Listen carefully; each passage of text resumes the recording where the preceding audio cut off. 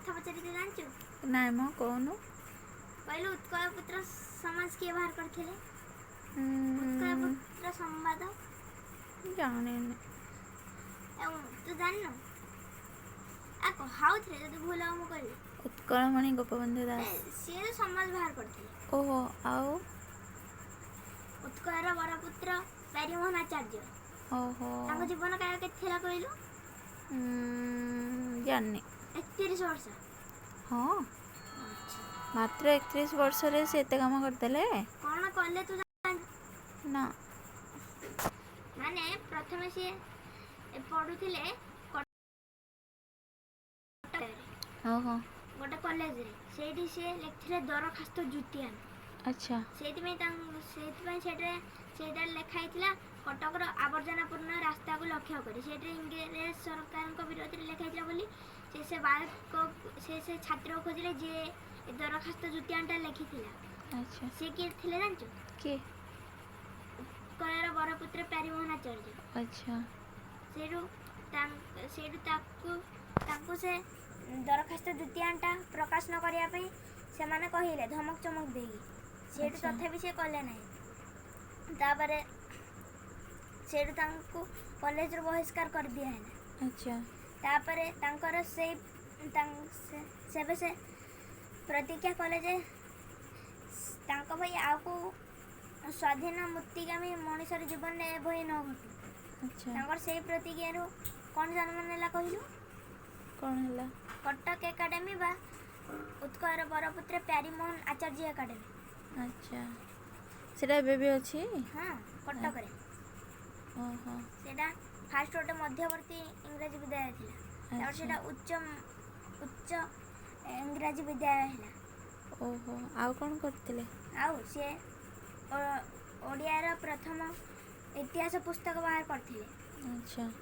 ଆଉ କ'ଣ ସେ ପୁସ୍ତକର ନାଁ ଥିଲା? ଓଡ଼ିଶାର ଇତିହାସ। ଓଡ଼ିଶାର ଇତିହାସ। ଆଚ୍ଛା। ସେ କେଉଁ ଗାଁରେ ଜନ୍ମଗ୍ରହଣ କରିଥିଲେ କହିଲୁ? କେଉଁ ଗାଁରେ? ପଶୁଲଣ୍ଡା। ଓହୋ, ସେଟା କେଉଁ ଜିଲ୍ଲାରେ? ସେଇଟା କଟକ ଜିଲ୍ଲାରେ। ଆଚ୍ଛା, ଆଉ କ'ଣ ତ କରିଥିଲେ ମୋର ମନେ ନାହିଁ। ମୁଁ ପୁରା ଷ୍ଟୋରିଟା ପଢ଼ିଥିଲି, ମୋର ଆଉ ମନେ ନାହିଁ। ଆଚ୍ଛା, ଏତିକି ମନେ ରଖିଛ ନାଇଁ କି? ତାଙ୍କ ଜୀବନ କାଳ କେତେ ଥିଲା କହିଲୁ? କେତେ? 31 ବର୍ଷ। ବା ତତେ କହିଥିଲି ଫାଷ୍ଟରୁ, ତୁ ଭୁଲିଗଲୁ? ଓହୋ, ମୁଁ ଭୁଲି ଯାଉଛି।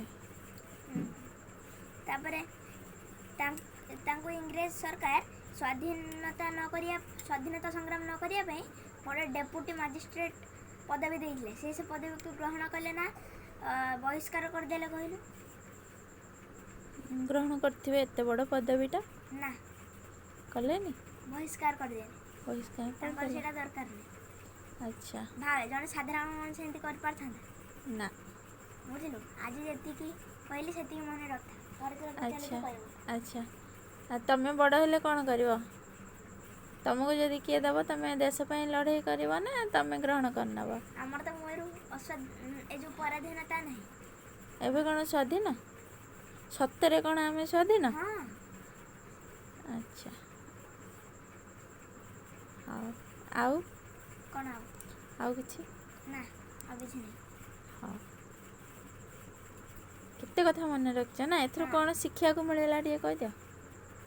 ଆଉ ଗୋଟେ କଥା ମନେ ପଡ଼ିଲା। କେଉଁ କଥା କହିଲ? ଯେଉଁ ବିପିନ ଚନ୍ଦ୍ର ପାଲ୍ ଯିଏ ବଙ୍ଗାୟରେ ଜନ୍ମଗ୍ରହଣ କରିଥିଲେ ସ୍ୱାଧୀନତା ସଂଗ୍ରାମ ସମୟରେ। ଆଜ୍ଞା। ସିଏ ପ୍ୟାରୀମୋହନ ଆଚାର୍ଯ୍ୟ ଏକାଡେମୀରେ କିଛି ବର୍ଷ କି କିଛି ମାସ କି କିଛି ଦିନ ପ୍ରଧାନ ଶିକ୍ଷକ ଥିଲେ। ଆଚ୍ଛା, ହଁ।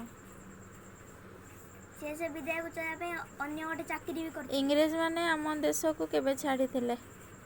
ଇଂରେଜମାନେ 1947 ମସିହା ଅଗଷ୍ଟ 15 ତାରିଖ ଛାଡ଼ିକି ପଳେଇଲେ? ହଁ, ଅଗଷ୍ଟ 14 ତାରିଖରେ ସେମାନେ ଛାଡ଼ିକି ଗଲେ। ଅଗଷ୍ଟ 15 ତାରିଖ ଦିନ ଆମର ସ୍ୱାଧୀନତା ହେଲା। ଆଚ୍ଛା। ତା ପୂର୍ବ ଦିନ ଅଗଷ୍ଟ 14 ତାରିଖ ଦିନ ଭାରତ ପାକିସ୍ତାନ ଅଲଗା ହେଲା। ଆଚ୍ଛା,